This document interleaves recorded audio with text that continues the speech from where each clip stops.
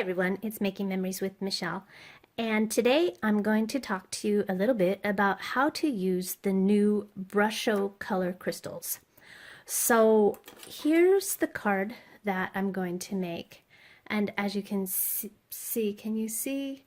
It's got, it's embossed in copper, and then I've colored using the Wink of Stella and Brusho crystals to make the flowers and also the leaves. So we're going to be using the Floral Statements stamp set, and this is one that I really like, but I haven't used all that much. So let's get started. The first thing that we're going to do is ink up our stamp with Versamark. And what I like about the Versamark ink pad is you can take the lid off completely. So when you ink up your stamp, you just turn it over and make sure that you get it all nice and inked up. And that looks pretty good. Okay, and this is a big stamp, so center it carefully. And hold it for just a few seconds and make sure all that ink absorbs into the paper. And Versamark is clear, so you can't really see it until we bring out our copper embossing powder.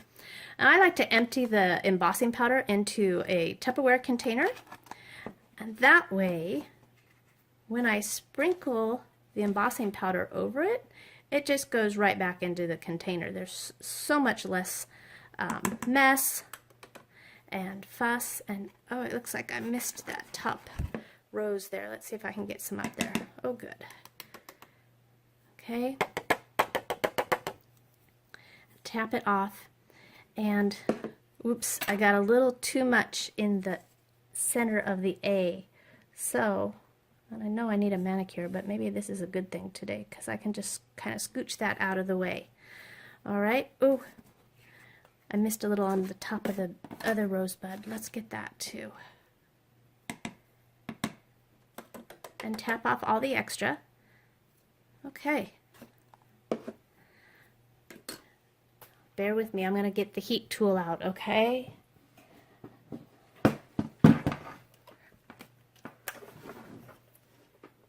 I'll be right back. So I got that all embossed, and you know when the embossing powder is fully melted because your image is going to get a nice shine or sheen to it, okay? So now I just love to use Wink of Stella, and I thought that I could use the Brusho with it.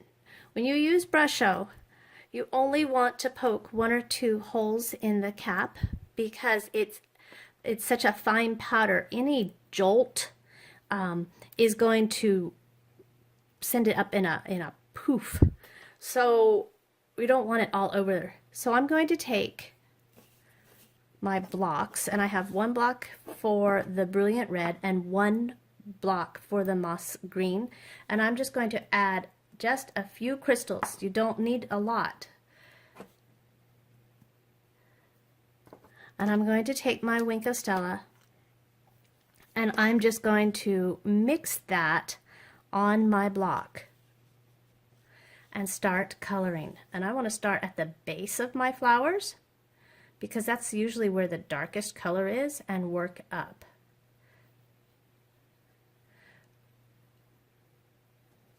Okay, pick up some more here.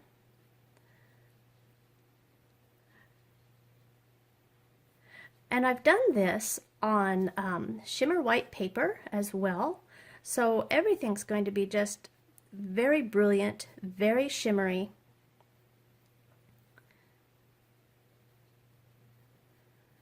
And once that dries, then we can go back and we can highlight some more, make it darker.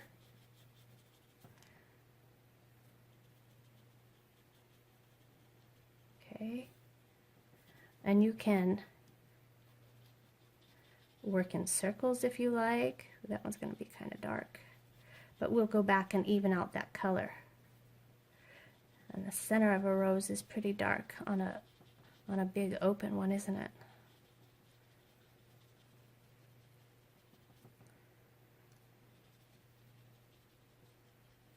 Okay.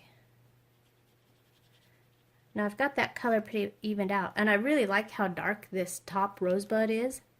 So I'm going to come back, and I think I'm going to make the center of my big rose a little darker. And I'm just going to keep working that color until I'm satisfied. Missed a few spots there. Okay.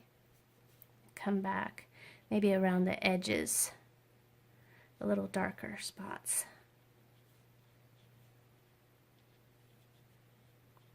Okay.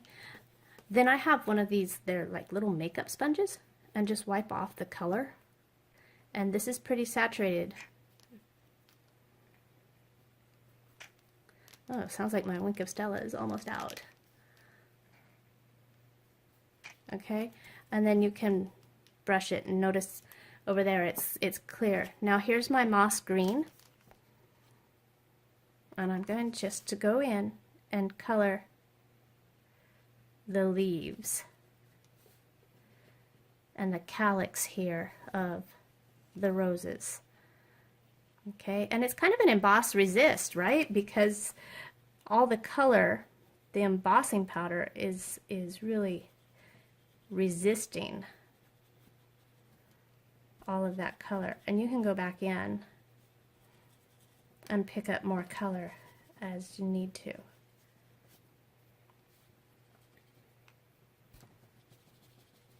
And there's a lot of green on this big rose.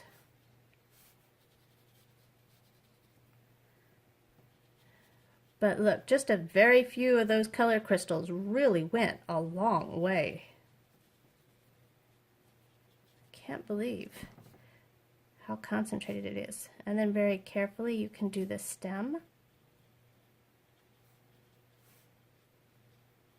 And just highlight that. Okay? Wipe it off again. Brush it off. Having that little makeup brush just keeps your surface area clean. If you get any Brusho on the paper itself, just know to be really careful because it will pick up any color as it transfers. So that's kind of why I'm covering those back up really fast. All right. Now, to put this card together, I'm going to take the rose and some snail, a little in the center there, and adhere this is crumb cake, adhere my layer there.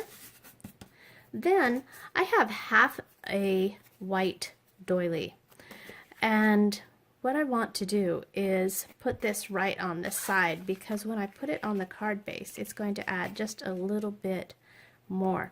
So I don't want it to overlap, and I do want to have this in the center. So I'm actually going to adhere the doily, and this is why I'm using snail.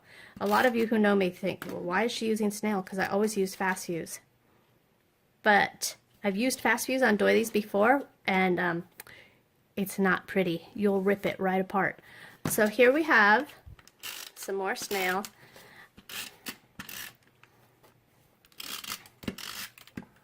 Ah, I closed it.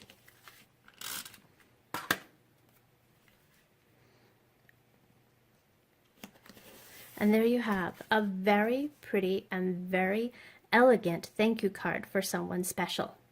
Thanks for tuning in. You can shop my store at www.makingmemorieswithmichelle.com, and I'll see you soon. Thanks. Bye.